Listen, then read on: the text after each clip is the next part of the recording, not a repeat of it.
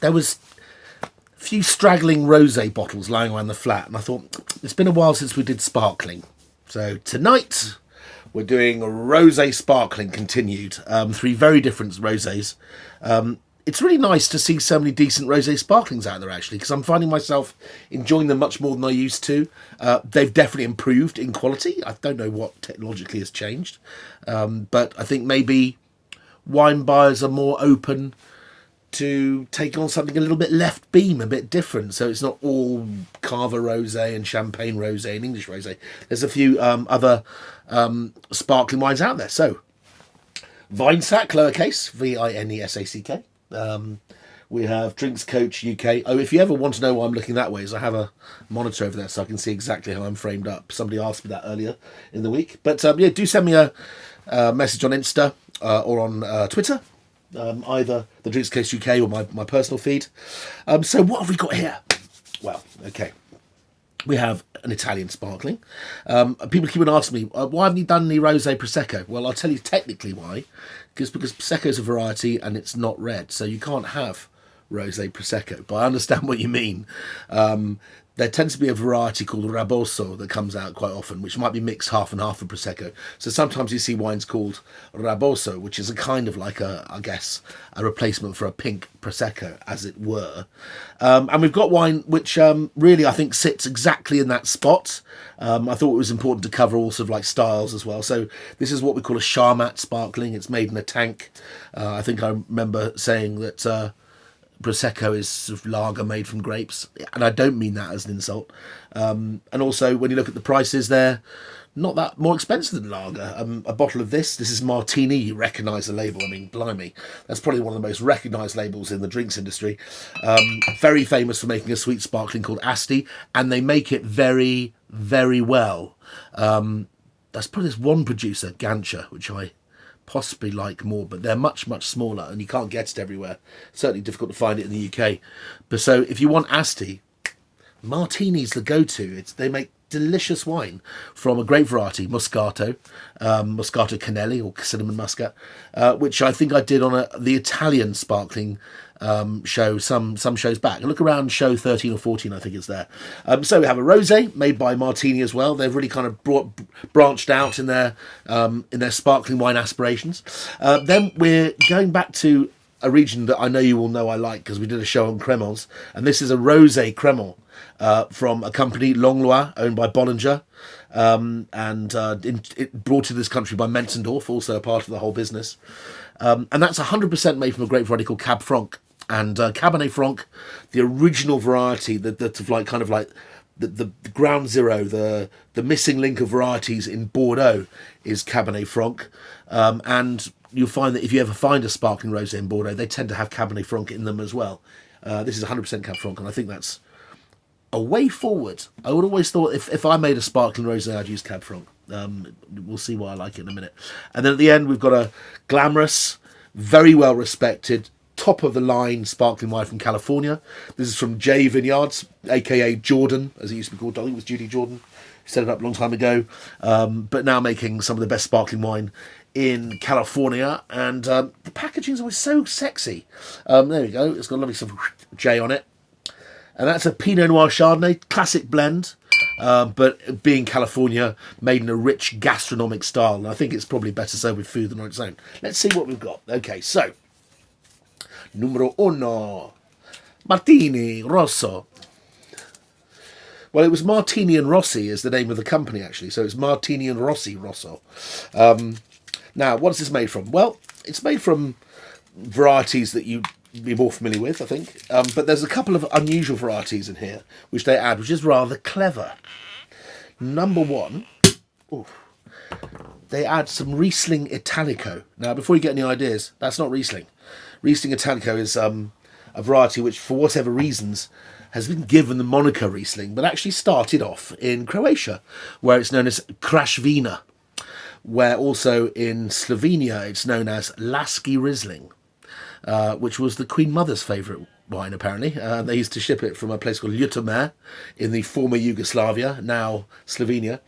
And Riesling Italico, or Lasky Riesling, is a very fruity, very lemony variety that, although people have made sparkling wines with it from 100%, certainly in those sort of Balkan countries, it doesn't really stack up on its own. But it can add some really nice layers of flavour and a richness and a waxiness to what can otherwise be a bit lean and a bit thin.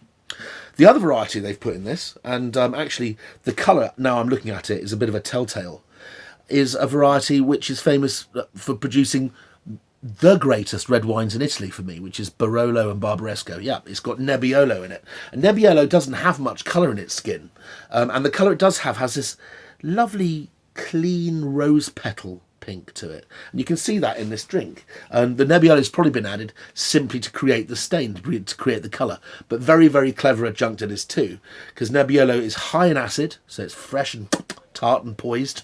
Doesn't have lots of extract, so it's not thick and heavy like things like, I don't know, Merlot or Shiraz or whatever. So you end up with a wine which has got an orchestra of flavours. I think there's a bit of Chardonnay and Pinot in there. There's a bit of Prosecco in there. And you've also got then Riesling Italico and Nebbiolo. So let's have a little sniff. Lovely. Smells of first season wild strawberries. Those really perfumed little strawberries you get in French markets around sort of April, May. Nice and simple. It's not until you taste it you realise that it's still made using the Charmat. It's a simple sparkling wine. It's not old. It's got lots of fresh fruit. Foamy, frothy, very, very simple. A lovely aperitivo drink. If the sun's going down, you're in Venice, you're either going to have like a Campari or an Aperol Spritz, or maybe you'll have a glass of something like this. But it's not a wine for complex discussions, and it's a wine that probably goes very well with a plate of, little sandwiches and things. Very pleasant, but the most important thing to remember is you're buying a brand that everyone's heard of in a very cool bottle, and it's £10.95.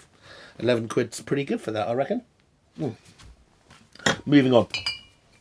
I want something a bit more sophisticated, so let's go up the ladder a bit. What's amazing about the Langlois wines, and I mentioned this in the Crémants, or the Sparkling Wines of France episode I did a couple of weeks back, 3 weeks I think, is although it's 100% Cabernet Franc, it's made like a champagne by one of the most famous, if not the most respected champagne house of all. So this wine has gone through many, many more production steps than, let's say, the Martini's gone through. There's a little something in there. And it's been aged in a cellar, probably for about 12 months or so. God, I stuck my hooter in there. I mean, it's very champagne-y, actually. It doesn't quite have the softness that you come to expect from Pinot Noir. Pinot Noir has a particular smell, which is clearly not here. But you get a complex sense of nutty spiciness. You get a smell of fresh fruit of Cab Franc, which is, again, in that sort of strawberry, maybe slightly cherry spectrum. It's a lovely colour. Lovely small bubbles, which comes from how long the wine's been left in the cellar before they put the final capsule on it.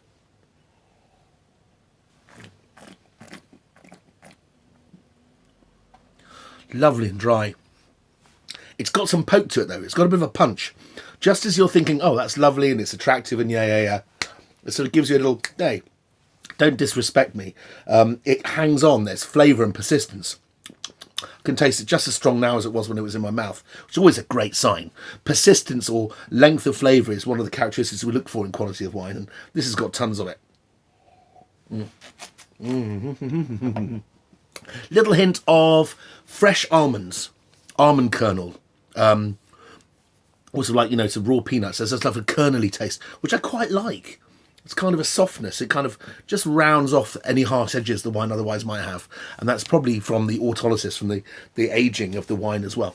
Okay, let's go on to this dude. I mean, you're probably looking 15, maybe 17 pounds for the Rosé. This one's about 11. They make a wine which is very, very similar in Majestic called L'Extra de Langlois Rosé. And I think if you buy a case, it's like 12 quid a bottle. Not even. Anyway, fantastic wines. Langlois, look out for it. One of the great bargains of France, I think, if you like fizz. Okay, let's pull that right off.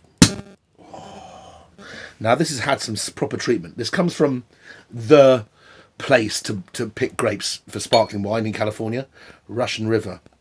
Russian River and the areas just further north, like Carnaros and the Finger Lakes, is on the Sonoma coast, which is about an hour and a half, 2 hours drive north of San Francisco, over the Golden Gate Bridge, through Marin County, where the Silicon Valley is. And you keep going up, you go past Bodega Bay, which is where they filmed The Birds, Alfred Hitchcock, very famous, very cold, very windy beach. And if you keep going up, you end up in Russian River, which is famous for making some unbelievably good Pinot Noirs, Burgundy killers, although for a price, and some of the best Chardonnays in California as well. So if you look at the back, Russian River Valley, Sonoma County, which is the area just south of it, and it's just called J. Brut Rosé. I mean, no messing around. It is what it is. I tell you what else it is. $45. What's $45 in English? It's probably about 35 quid. So by the time you come to the UK, you can chuck that tenner back on. So it's probably about £45. So we're looking at serious sparkling wine here, and a wine that would be in a restaurant list for, it's like just the sub £100 marks of like 70, 80, 90 pounds, whatever. So I put it in a big glass because I think Californian sparklings almost always need it. It is a Pinot Noir and a Chardonnay, and I would drink Pinot Noir or Chardonnay out of a glass this size. So I've got my biggest sparkling wine glass and the broadest. Oh. Oh. It smells like a strawberry gatto, like big strawberries, with the cream sort of mixed in. Strawberries and cream on a sponge fingers. Really attractive that way. I mean, you can almost smell the cream. God, reminds me of my dad's last birthday cake. That sounds a bit morbid, but no, fantastic.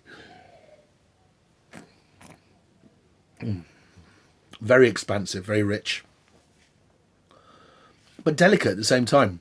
Really needs food. Actually, I was looking for some technical data about the wine earlier, and it said that it suggests you have it with a tuna poke bowl, which is kind of like a Hawaiian ramen sort of thing, or to have it with prawns and a Maya lemon gastrique, which is classically Californian. Maya lemons are amazing. You mostly get them in California, but it's a lemon that's so sweet you can eat it like an orange. And it's almost more tangerine and tropical than that. Don't have to mess around with that. I'd go, a bit of hard cheese, bit of Gouda, maybe a little bit of jam on the side. They would work very, very well. It would work fantastically well with something like a mustard-crusted salmon, I would think, maybe. Anyway. There you go. From 11 quid to 45 quid in 7 minutes. So, Martini Rosé, looking at about £10.95. 15 quid from where you can find it in Langlois. And remember, there's one that's very similar and majestic. And then J Vineyards Rosé. I'm going to enjoy drinking that with my wife tonight. See you next time.